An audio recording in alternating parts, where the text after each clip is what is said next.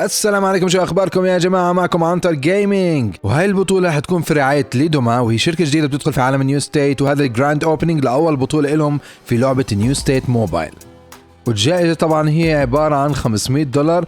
رح يكون الجائزه الاولى عباره عن $300، الثانيه $150، والثالثه $50.